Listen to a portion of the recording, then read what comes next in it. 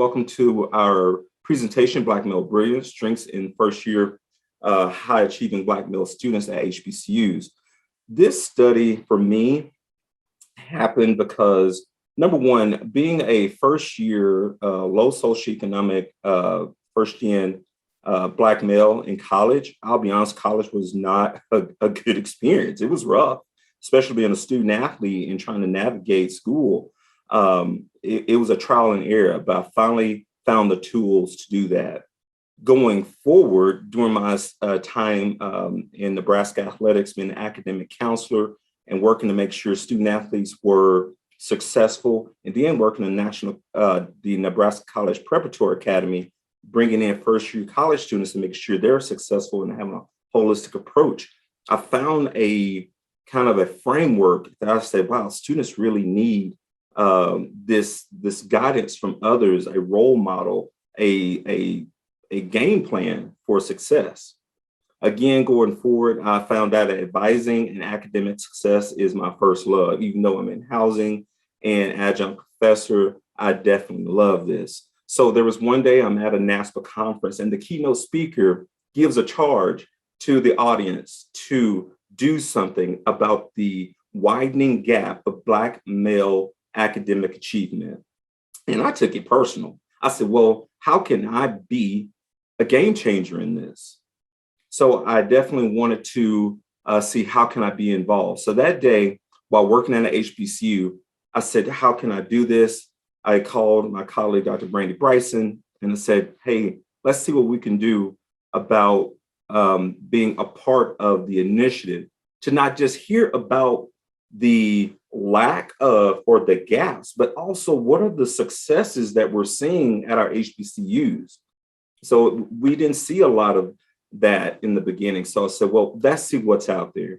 And so we're definitely going to be talking about the successes and the other findings that we've seen from our participants. So.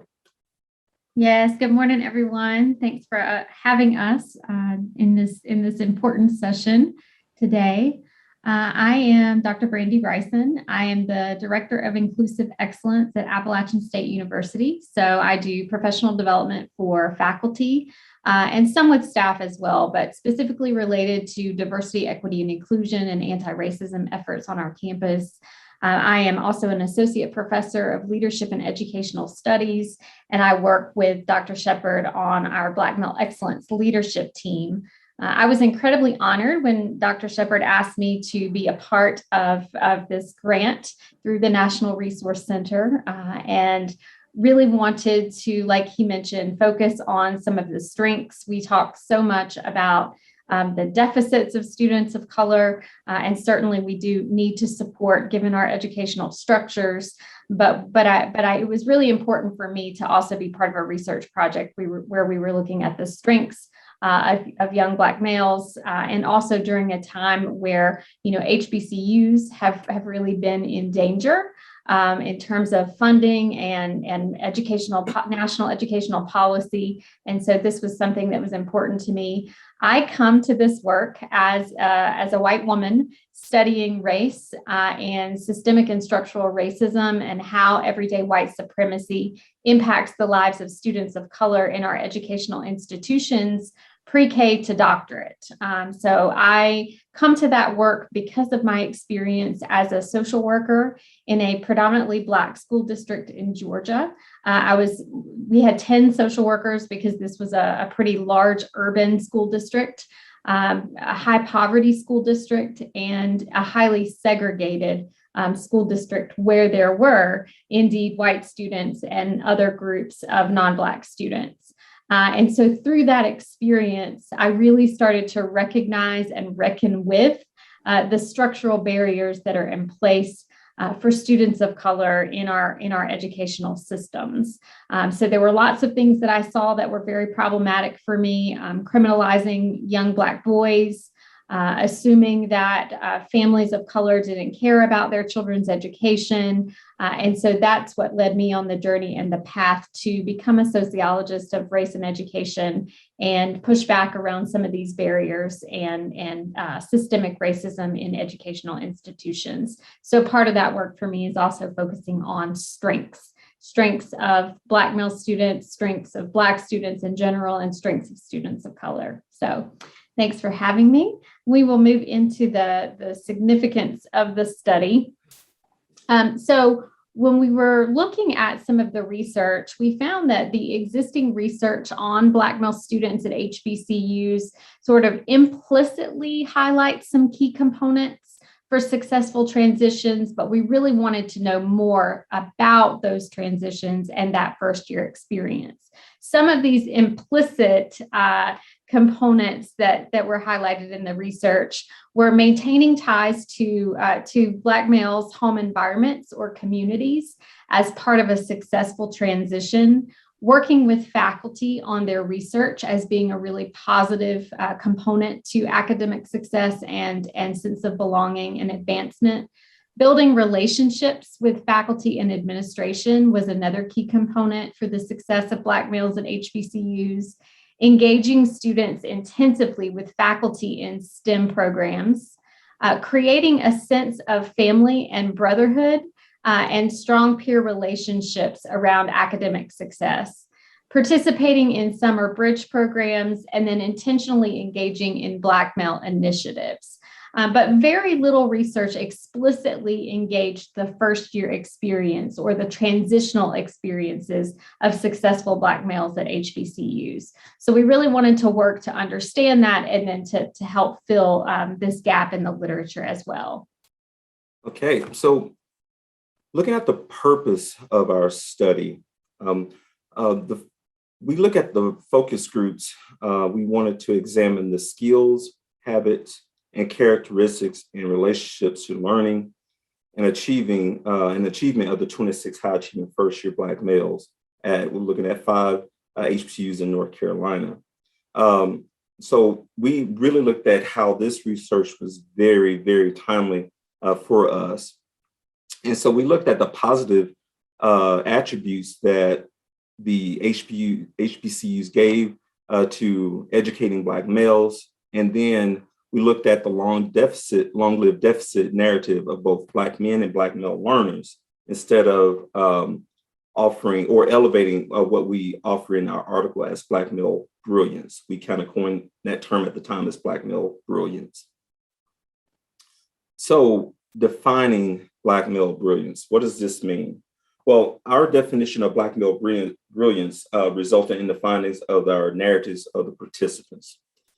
Just to introduce this concept here, Black males' brilliance comprised of common attributes from the participants, plus academic success at high levels, which is called academic ethic, or some would call this pro-school values, motivational persistence, sacrifice, and discipline.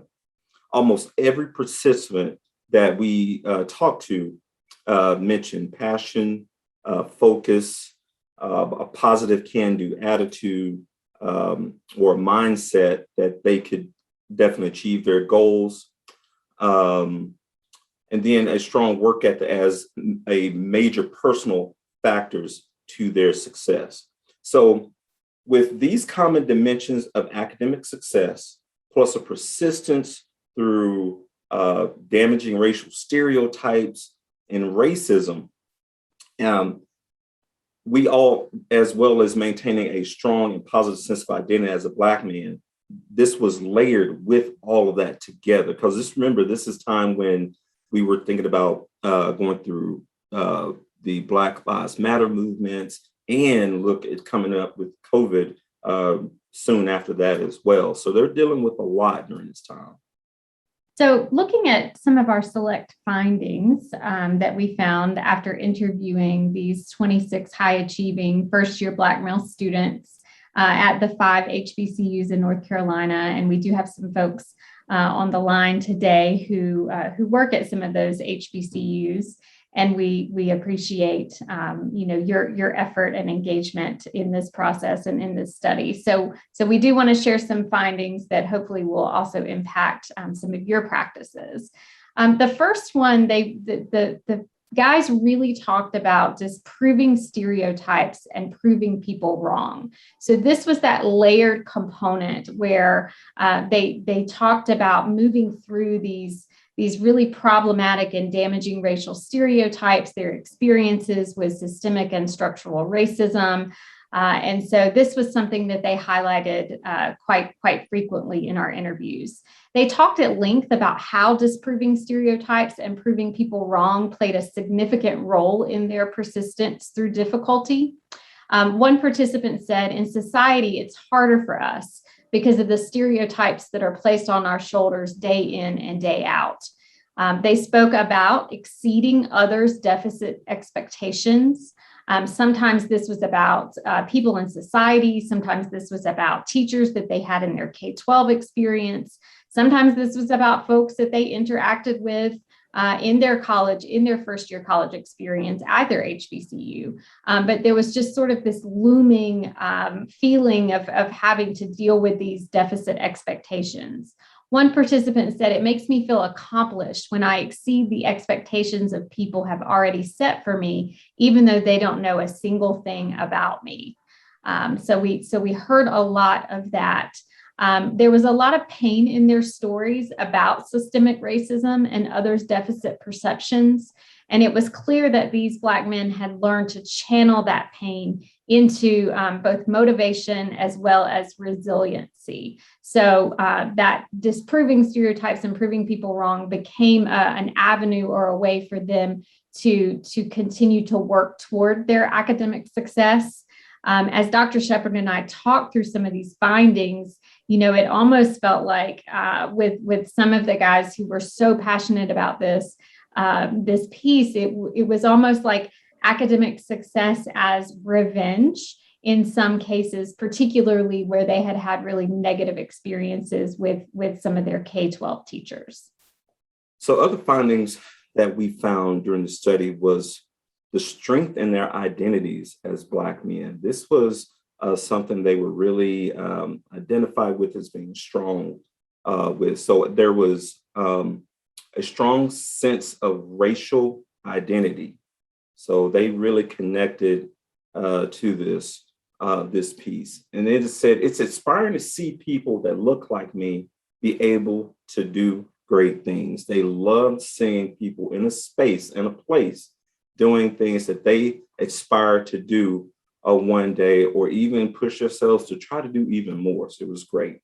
Another finding we saw is forward thinking. They thought about, where am I going to be in the next 4 or 5 years? So they demonstrated clear academic and career aspirations. They thought about, what is the plan I'm going to set for myself to make it at a HBCU? Who are the people I need? Where are the places I need to go? Who do I need to network and connect with?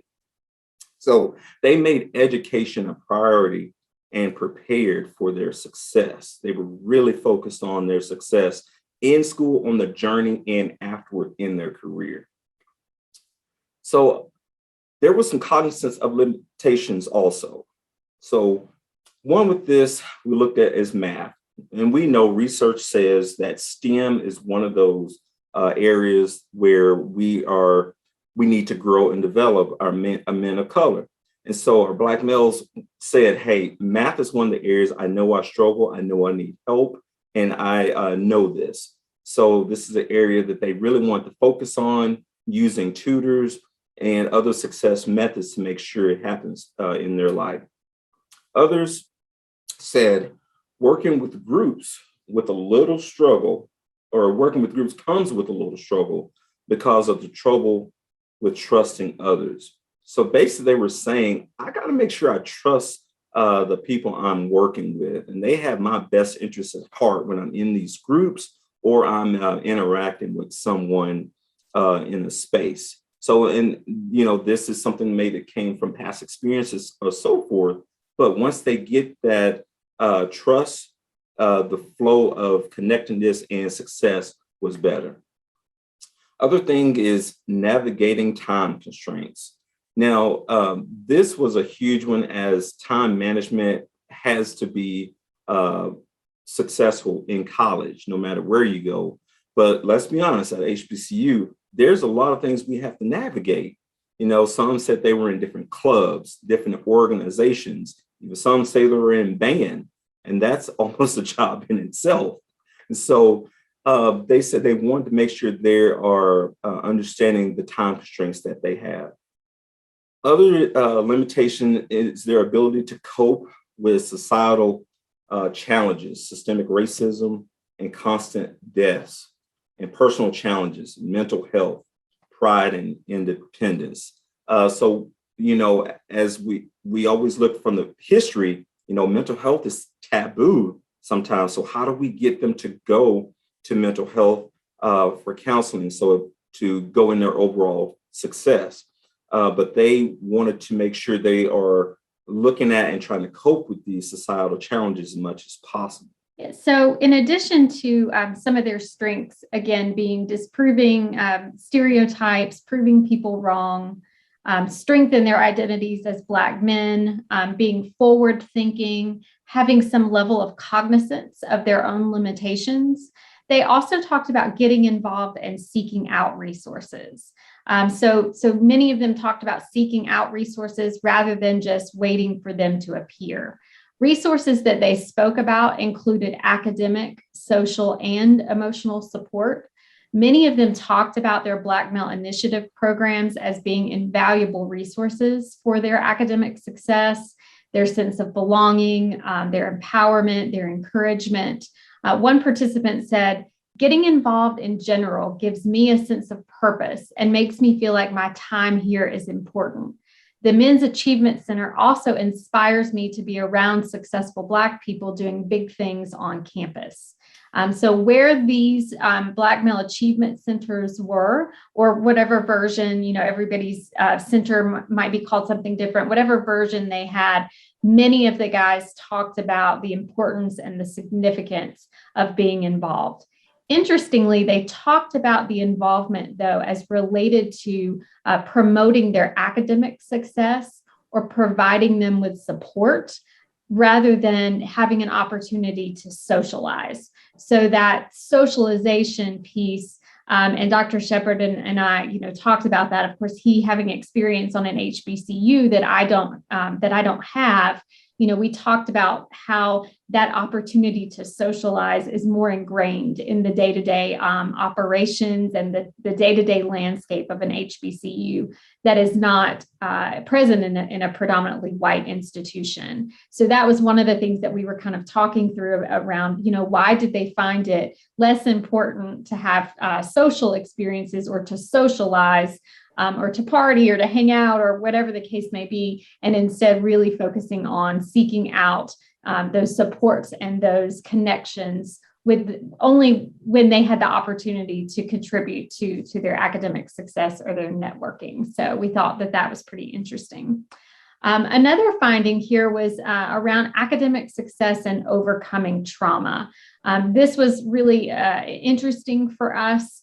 There was a distinction between how participants articulated their racial identity at the intersection of socioeconomic barriers and trauma or pain. One of the things that we noticed that the guys who were more academically successful, the greater their ability to name their personal success strategies and habits.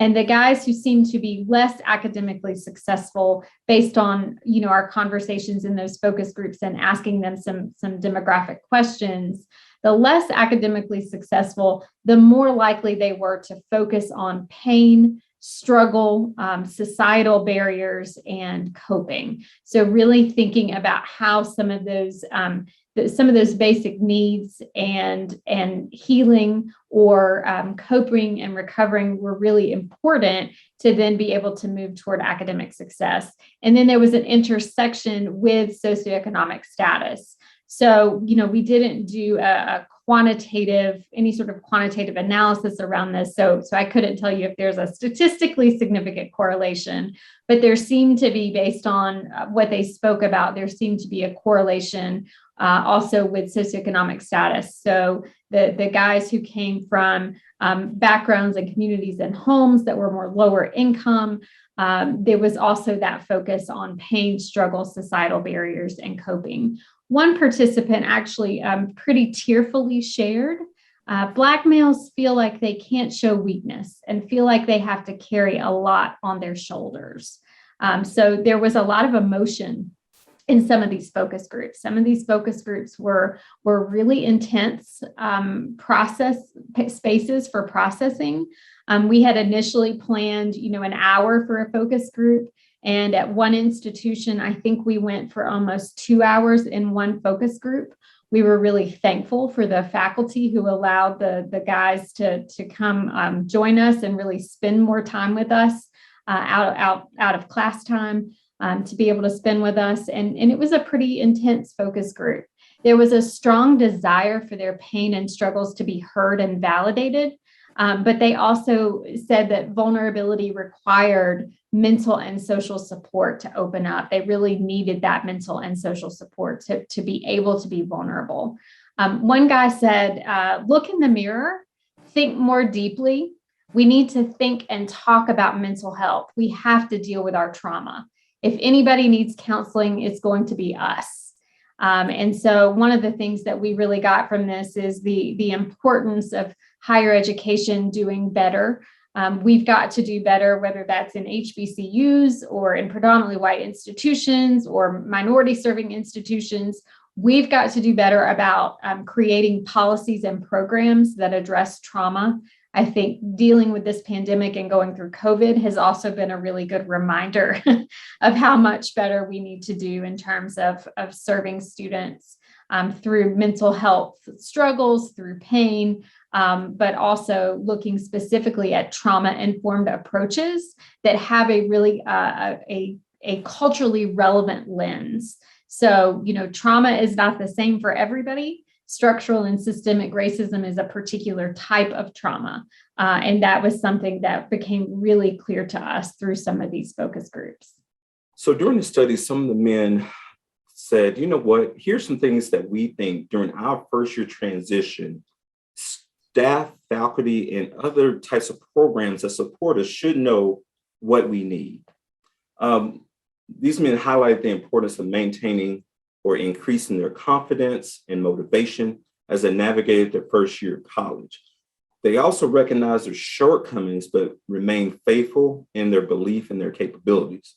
For first year transition programs, they said they could benefit Black men by intentionally focusing on the mission and the programs to help further develop their confidence.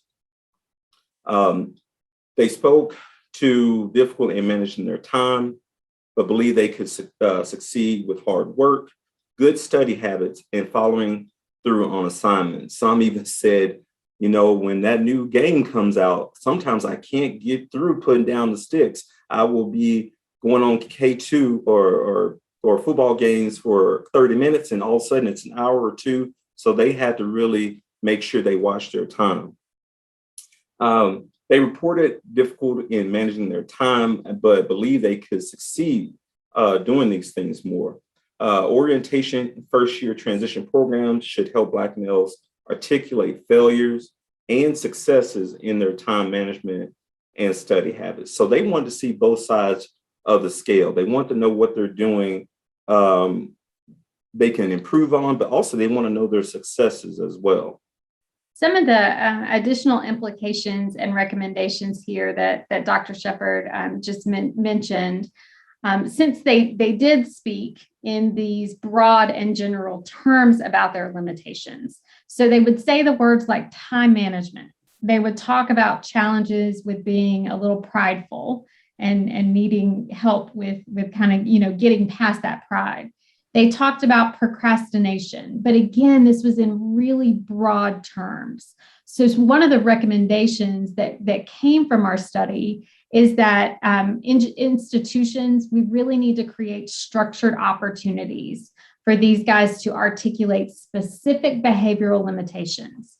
So like Dr. Shepherd mentioned here, spending 2 hours every night gaming, that's a very specific articulation around time management. Avoiding an assignment due to uncertainty about how to approach it. That came up implicitly through some of our conversations. But when we talked about their limitations, they were unable to really specify this as a limitation.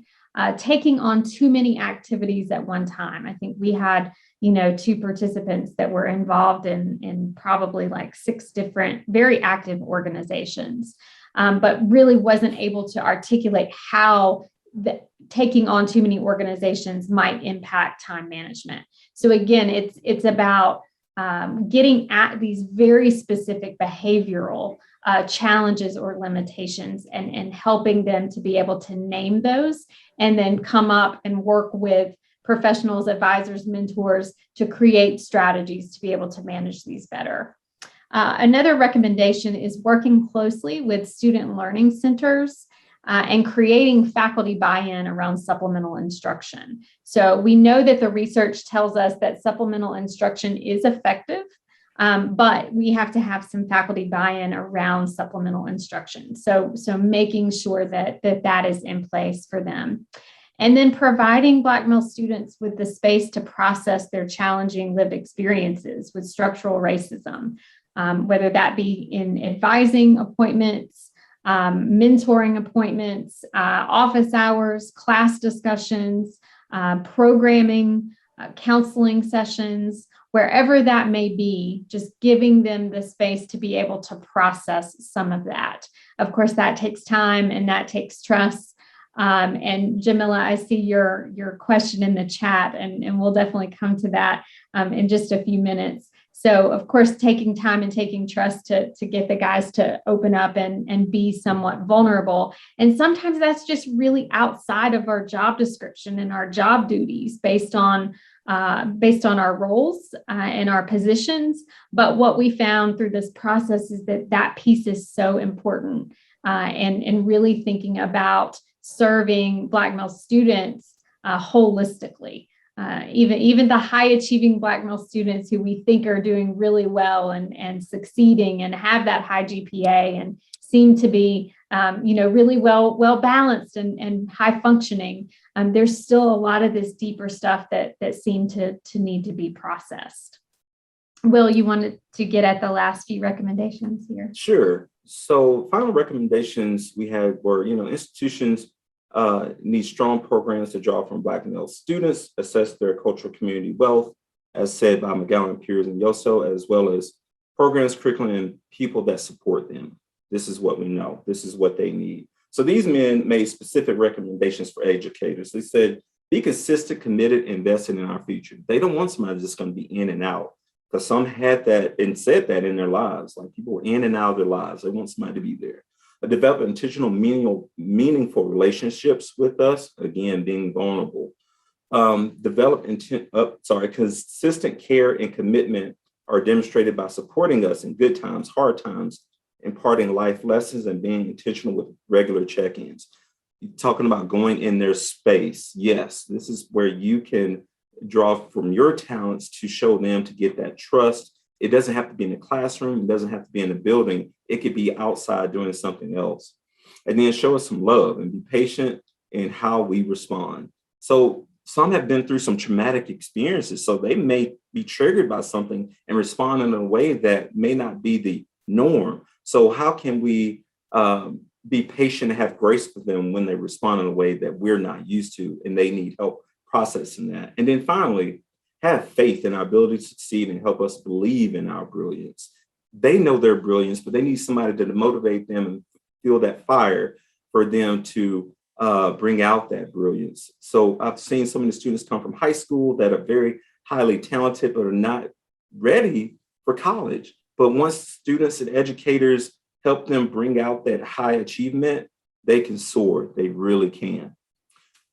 I wanted to add a little bit to these last 2 bullets here.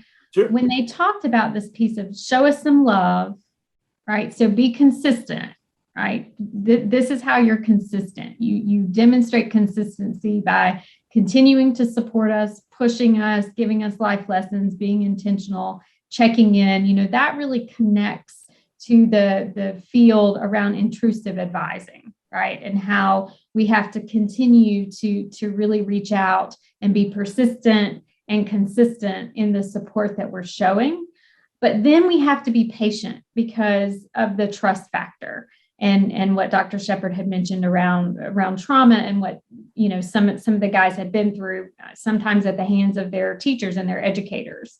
And so they talked about yes, reach out, yes, support. But if we don't respond right away because we don't trust you, please reach out again. Continue to reach out. And with that consistency, we will develop trust. And then, of course, as part of that consistency, make sure that it's encouraging and it's empowering, not shaming.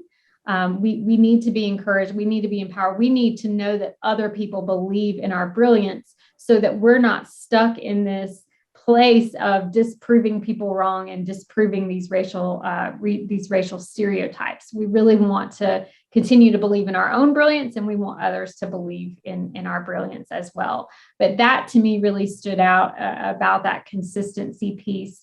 Even if they're not necessarily responding, continue to reach out and continue to show up. And then eventually they will respond in kind, and that relationship will be developed, and trust will really be at the core of that relationship. So here are all of our references. We can certainly share if you would like to see some of those references from our presentation. And Jennifer, I see your question about that consistency in a time in a pandemic where turnover is happening. Are there alternative ways we can offer consistency? I think if you have a team of support for the guys is a great alternative way. So if they know they're going to go to a location that is there to support them, they know that they can go to anybody in that place is going to help them. But also each one can also use social media. I use GroupMe a lot to connect with guys on campus to just do a quick check-in or a text message, email, anything to know that you're thinking about. I mean, I know we all have a lot on our plate. We do, especially after pandemic. We have to try to really focus on getting time in there so they know that you're there and investing that time. Talking about other duties as assigned, this sometimes is one of those that you have to do to make sure you get the trust with the guys in the programs. And then, yes, the show up is, like I said, is not by one person. It is the services that are surrounding them in that intrusive, I guess, support to help them. You want to do that wraparound service for them. All right. Any other questions? These have been great questions, by the way. Okay, Jamila's people in positions isn't enough. How do we develop high impact people to do this work? It's a great question. So one thing I think it comes down to is what is the standard of commitment to our students from the centers and the people that work there? I know it says, well, it doesn't come from the people, but I think if they know that, well, I know I can go to the center, this is what they mean by support, care, engagement with me. And so even though if you have people that may, like Jennifer asked about going in and out, as far as consistency, the center has to still maintain that level of impact with the students in that program. And Brandy, I don't know if you want to engage in that also. Yeah, I just want to say I love Jamila's question. How do we develop high impact people to do this work? We always talk about high impact practices, but I think this piece around high impact people, like this is really what it is, right? I mean, we certainly have practices that we can engage in, but if we're not hiring the right people, if we're not engaging the people in the right way, if we're not encouraging, empowering. And I think this is where, climate comes in, institutional climate, leaders come in to create, a better climate, better morale, really an encouraging and empowering morale. I think this piece is so important when we think about senior level leaders and supervisors needing to really commit to the people that are working under them, so that can have somewhat of a trickle down effect on the students that we're serving, right? And so if we're not nurturing high impact people and we're not creating people and making people into high impact people, then our students suffer. So I don't know that I necessarily have all the answers to this question, but Jamila, I love the way that you worded that question. When we think about high impact people who care, will go above and beyond, who are really committed. But it's also about, loving on each other, supporting each other so that we can continue to sustain ourselves as high impact people. And for me, this is around, professional development, environment, morale, culture and climate of an institution, all of those pieces. Jamila, you unmuted. Did you want to say something else about it? Well, I think you invited us to talk a little bit, but I just, thank you for the response. And I appreciate you mentioning hiring, because I think what we're talking about in terms of the personality and the kind of energy that an advisor has the potential to exchange with an advisee, you don't necessarily see that jump out on a CV, right? And so when we think about hiring practices and we think about, that cultivating, building, developing people to be impactful, I just think we have to get really granular with that work. And we have to really talk about characteristics, the language, so much language correction that has to happen in this space, right?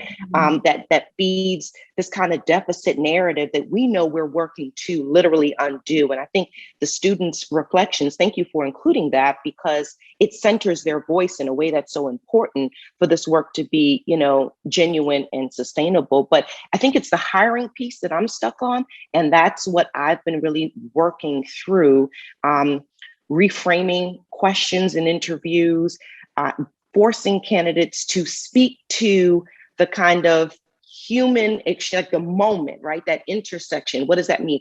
Beyond the projects that you've been on, beyond the grants that you've written, those things matter. But in this work, when you're on the front line, I think you have to really pull out and force candidates to speak to how I show up as a person and how I develop trust and what I'm willing to be vulnerable about, to build that, right, with students. They got to know that you're a real person beyond the title. So that's why I said positions, people in positions, that's the filler, right? That's the seat filler, if you will, but really pressing institutions to be cognizant of how important that piece of the work is in the hiring experience, I think is part of the challenge here.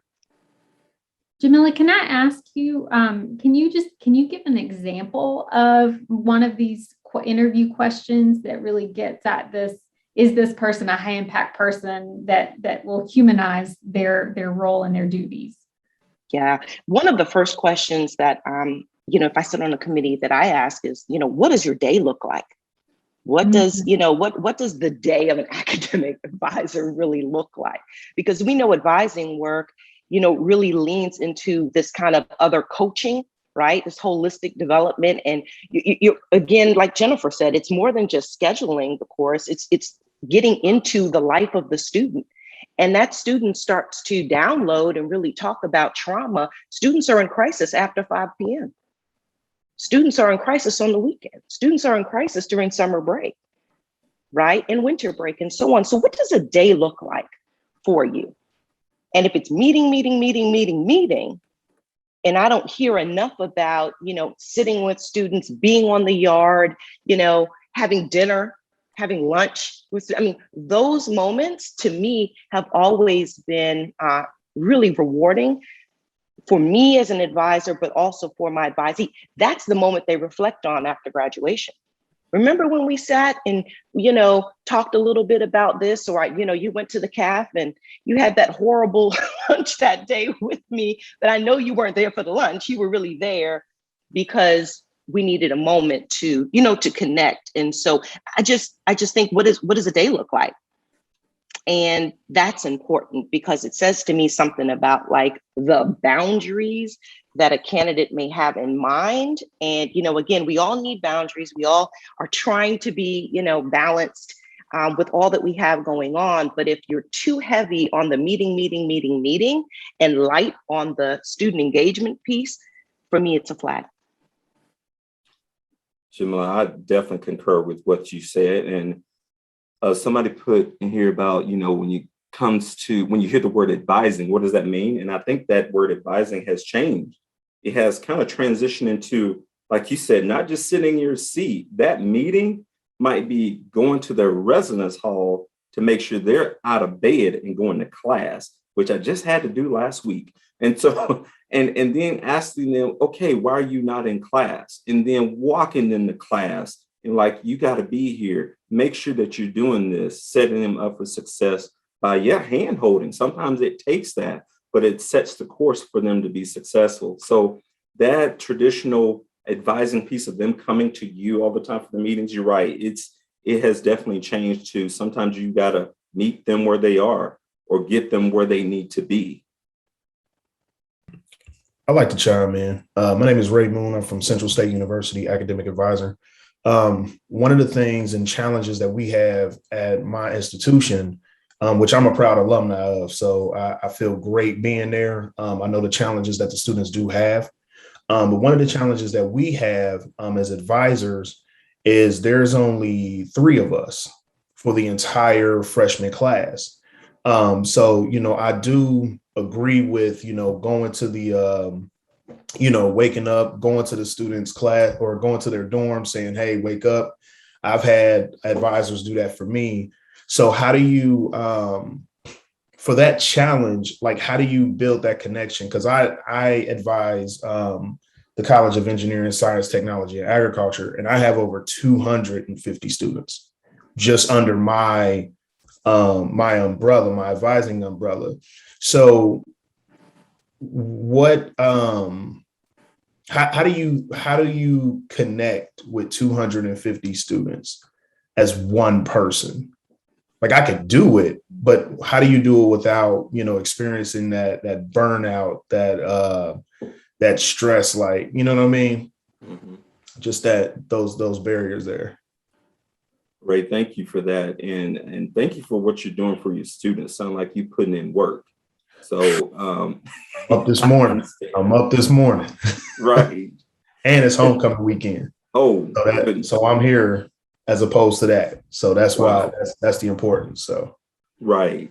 And so I'll be honest with you, burnout could happen. And so it honestly is back to making sure you have self-care, but also looking at, how can I engage these students in a program where they're all there or even in part together to engage with them and talk?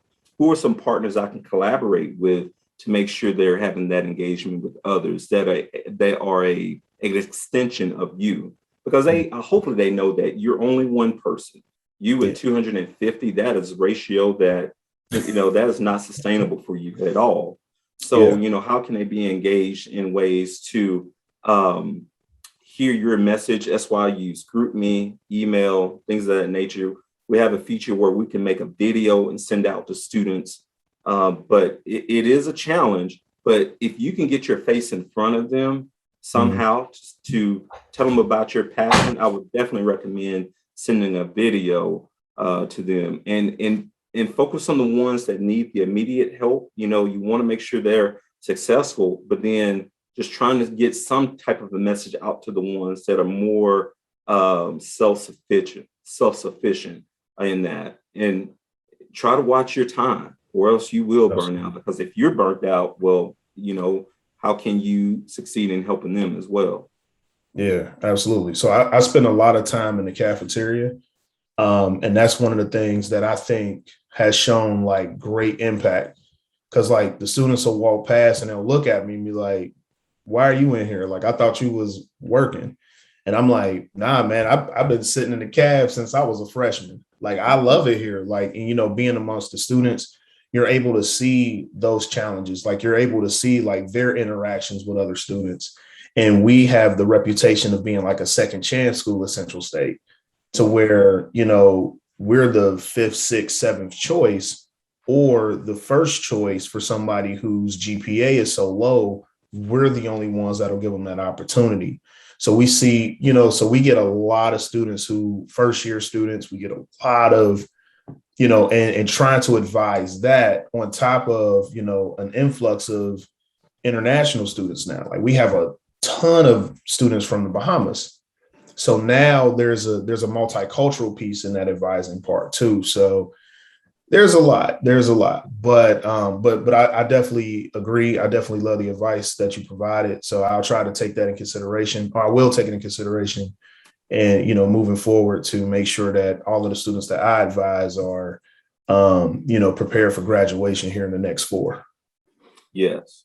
Ray, I have a question for you. Do you all use any sort of like a peer advising scheme or program, in terms of like you have your 250 students? Do you position any of those students to sort of be your partners in terms of leading some of their peers around not the formal advising piece, but this more Sure. informal part of knocking on doors of students who might need to have doors knocked on, or to sort of deliver the pieces that you're sharing with them? Do you have anything like that in place? Yeah, absolutely. So we have our first year advocates. So students who are sophomores, juniors, we actually get a group of them. And I think we have about 25 or 30 that basically do that work for us. So those classes that are at 8 o'clock, or when we are in department meetings or anything like that, their job is to build those relationships as well too, and bring them to us. Like, I kind of hate to say it that way, but we start off with the freshmen to help them become freshman advisors. You know what I mean? So, and amongst all of the other organizations that are on campus, we have like Man Up Mondays, where one of the students that I advise created this program to bring all of the males together, and just kind of had those conversations. So our first year advocates is one of the premier groups that we use to kind of help those students, get involved and understand, like, you're in college now. How can I help you? Like, that peer support, like, okay, I know this teacher. This is how you pass this class. I know this, I know this person. This is how you are successful in this part. So, it's just a matter of, just staying involved with them. These type of trainings that I'm in now is the information I'm going to take back and say, hey, this is how we need to work with our first year seniors. This is the personality that they need to have. These are the goals and values that they need to have, so that we are successful with the students as well too. Okay, great. Thank you, Ray. Mm-hmm. I was just going to say the team component, like Will mentioned earlier, like it's, Mm-hmm. I know that we wouldn't be able to function without that team component and all hands on deck, but those folks are high impact people, right? Yeah. Those are the folks that are high impact people. And this is not something that, I know that we are, and Will is now at a predominantly white institution, started this work when he was at an HBCU, but even thinking about our institutions aren't always so great about building that infrastructure where teams of high impact people can come together. So that's something that we have done as a Black Male Excellence leadership team on our campus, is like, we're just going to build this together, right? We're going to identify, and it's going to be from the ground up, kind of piece where we put people in place to be part of the team. Right. Otherwise, we wouldn't be able to move. And I do also want to, I'm sorry, Dr. Bryson, I just want to say, I want to acknowledge from this study, Dr. Bryson and I actually started with other partners on our campus to start a Black Male Excellence Initiative. And so we said, our students need support at PWI as Black males as well coming in. And so we took these findings and said, how can we shift this as well? So we're doing this piece as other duties as assigned and trying to make sure our Black males coming in first year are successful. So I may be assistant director of housing, but I'm running a totally different program that I'm not getting paid for, checking in on these students because that's where my passion is. Oh, yeah. And we thank you. We thank you for that. Likewise. This is great dialogue. Yes, partnering with housing has been phenomenal at our campus as well. To have the RAs check in. And also we partner with our Student Learning Center to push people to tutoring, things of that nature to check in, group support. And so we definitely have a great connection with advising, tutoring, and housing, as many have mentioned in the comments about this as well, to help make that team approach instead of putting this all on one person. It should be a whole university approach if possible. So, all right, well, thank y'all so much for the opportunity for Dr. Bryson and I to come present, and y'all have been great with questions. And I hope this definitely helps you all going back to your campuses to find ways to find answers to help you engage with your students even more for them to become successful. Dr. Bryson, anything you would like to share? No, thank you so much for being here, and thank you for having us, and thanks for the insights.